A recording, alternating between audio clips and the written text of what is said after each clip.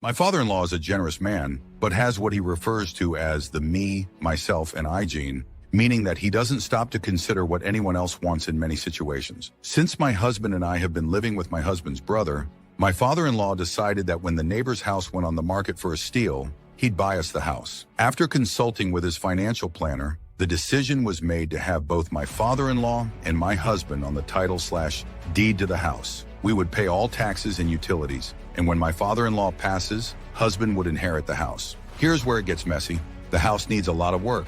Originally, my husband and I were going to be responsible for improvements and repairs, so I started meeting with contractors and getting estimates for the work. My husband doesn't know much about home repair or renovation, and I do. My family has renovated multiple old homes, so he's been letting me handle all of the work with the contractors. Even so, my father-in-law will not speak directly to me about anything related to the house. My poor husband has to play messenger, telling me what his dad wants to do, then telling his dad that I've actually got it handled and want to do something different. The final straw came today when my husband relayed to me that his dad has said that any permanent changes to the house that cost more than $5,000 have to be approved by him. Even if we're paying for them, he wants to sign off on any and or all decisions, including tile colors, light fixtures, etc. So I forwarded all of my communication with the contractor we'd chosen, haven't signed anything yet, and said that if he wants to make the decisions, then he can make all the decisions. He will own the house, and we will sign a rental lease when the work is done.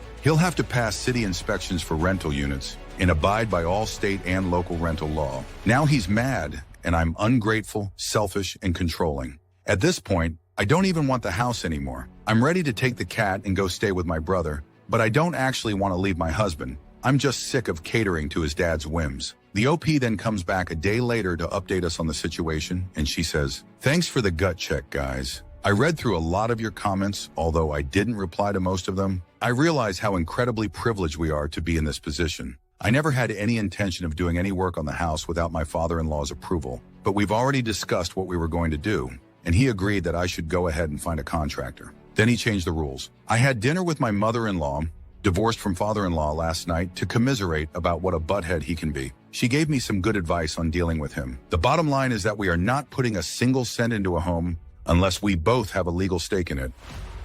Normally, when someone calls someone else generous, I tend to think of a person who does things unconditionally for others. But when it comes to OP's father-in-law, it sounds like his acts of kindness comes with conditions attached. Of course, I could be wrong about that, because the OP didn't give any examples of her father-in-law's generosity.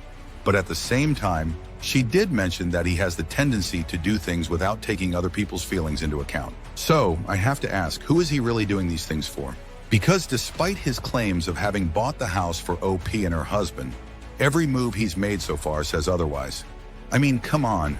Who needs this much control over a gift? OP and her husband can't even take so much as a single step in any direction, let alone get any real work done on the house, without her father-in-law constantly breathing down their necks. OP, you made the right call by not putting any more of your time and money into that house. It's clearly a trap, and your father-in-law is upset that you and your husband didn't take the bait and dig yourselves into a hole by investing your time, money, and energy into something that wouldn't fully belong to you or your husband. Plus, you stopped him from looking like a super kind and generous dad who only had his son and daughter-in-law's best interest in mind by giving them a free house to live in, when in reality he was most likely going to use the house to control the both of you and yank your chain around in whatever manner he saw fit. So with that being said, you're not the jerk here, OP, and get a 0 on the AITA scale. As for your husband, I noticed how a lot of people in the comments felt like he was a part of the problem by not having your back in all of this. I'm not sure what to think about that, since you hadn't mentioned anything about his relationship with his dad at all. On one hand, it could be like what other people suspect, and he simply lacks enough backbone. But on the other, with how overbearing your father-in-law seems to be, your husband might have been conditioned to just let his dad have his way, instead of getting into pointless arguments that in his eyes would go nowhere. And that, folks, wraps up this episode of r/Am I the Jerk. If you liked this video, then click on this next video for more unbelievable stories like this one.